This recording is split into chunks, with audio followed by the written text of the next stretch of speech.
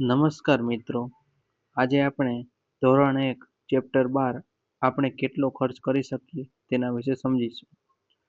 અહીં ચિત્રમાં આપણને રિયાએ ₹1, ₹2, ₹5, ₹10ના સિક્કાની સંખ્યા ગણવાનું શરૂ કર્યું અને સાહિલે ₹10, ₹20, ₹50 અને ₹100ની નોટો ગણવાનું શરૂ કર્યું છે. તો નીચે આપેલ આ સિક્કાઓ અને નોટોનું અંકિત મૂલ્ય લખો. તો અહીં આપણને 1નો સિક્કો આપેલો છે, પછી આ બીજામાં 2નો સિક્કો છે, પછી આ 5નો સિક્કો છે અને આ 10નો સિક્કો છે. પછી આ 10ની નોટ છે, આ 20ની નોટ છે, આ 50ની નોટ છે અને આ 100ની નોટ છે. ઓકે. પછી બીજામાં રમકડા વેચનાર રહીમ કાકા, તો કે અહીં તે રમકડા વેચે છે. તો કે બોલના છે ₹20, હાથીના છે ₹15, પછી બસ છે એના ₹14 છે. પછી તેના ઉપરથી નીચે જવાબ આપવાનો છે. તો કે એક દડાની કિંમત ₹20 છે. તો કે રિયા દડો ખરીદવા માટે ₹5ના કેટલા સિક્કા?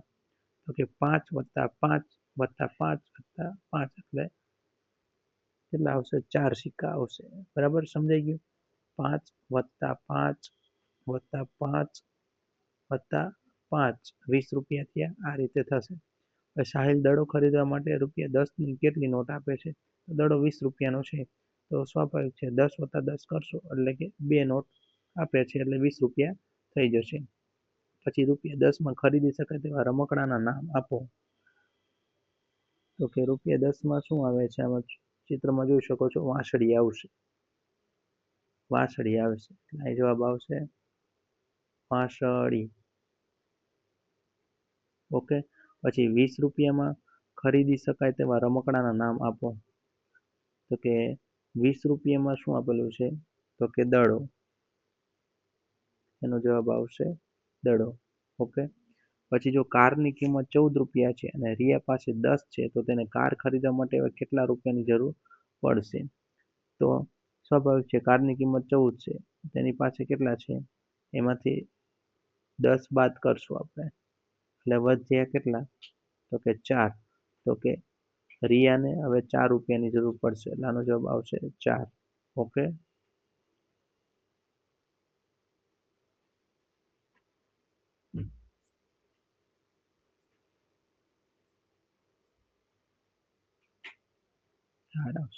પછી આવશે રિયા અને સાહિલ પાસે મળીને કુલ ₹30 છે, તો તેઓ જે રમકડા ખરીદી શકે તેના નામ લખો. ₹30માં શું શું ખરીદી શકશે?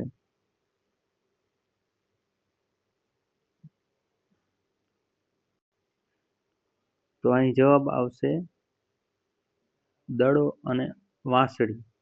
ઓકે. તો કે વાંસળી છે આપણે કેટલાની આવશે? ₹10ની વાંસળી. ઓકે. પછી દડો છે આપણે ₹20નો, એટલે થઈ ગયા ₹30. ઓકે. આ જવાબ આવશે. પછી નીચે આપેલું છે કુલ રકમ શોધો અને યોગ્ય વિકલ્પ પર ખરાની નિશાની કરો. તો અહીં આપણને ચિત્રમાં આપેલું છે, એટલે તો ₹1નો સિક્કો, ₹1નો સિક્કો 2 વત્તા પછી ₹5નો સિક્કો એટલે 1 + 1 + 5 બરાબર કેટલો આવશે જવાબ? તો કે અહીં આવશે 7. તેવી જ રીતે ₹10ની એક નોટ આપેલી છે, પછી ₹2ના 3 સિક્કા આપેલા છે. તો કે 2 + 2 + 2 6 અને +10 એટલે કેટલું થશે? 16 જવાબ આવશે આનો. એવી જ રીતે ₹5ના 3 સિક્કા આપેલા છે એટલે 15 થશે. પછી ₹2ના 2 સિક્કા આપેલા છે એટલે જવાબ આવશે 19. ઓકે. પછી આપેલું છે કે આપેલ ચલણનો ઉપયોગ કરીને વિવિધ રીતે રકમ ભરો અથવા તો દોરો. તો અહીં ઉદાહરણ આપેલું છે કે ₹20 આપણે કરવા તો કેવી રીતે થશે? તો કે 10ની એક નોટ, 5ના 2 સિક્કા. બીજામાં આપેલું છે કે 10ની 2 નોટથી ₹20 થશે. ત્રીજામાં 5ના 4 સિક્કાથી ₹20 થશે. પછી આપેલું છે આપણને 2ના 5 સિક્કા અને 10ની એક નોટથી પણ ₹20 બની શકે છે. હવે અહીં આપણે ₹10 કેવી રીતે થશે તે જોવાનું છે. તો કેવી રીતે? 10ની એક નોટ ગણી લ્યો આપણે.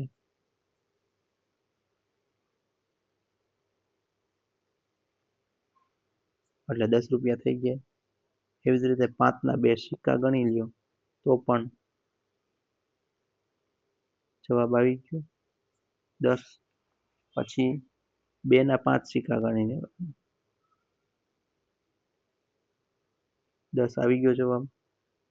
પછી 5નો 1 સિક્કો, પછી 2ના 2 સિક્કા અને 1નો 1 સિક્કો કરો તો પણ 10 જવાબ આવી જશે. ઓકે. પછી 13 રૂપિયા કરવાના છે આપણે.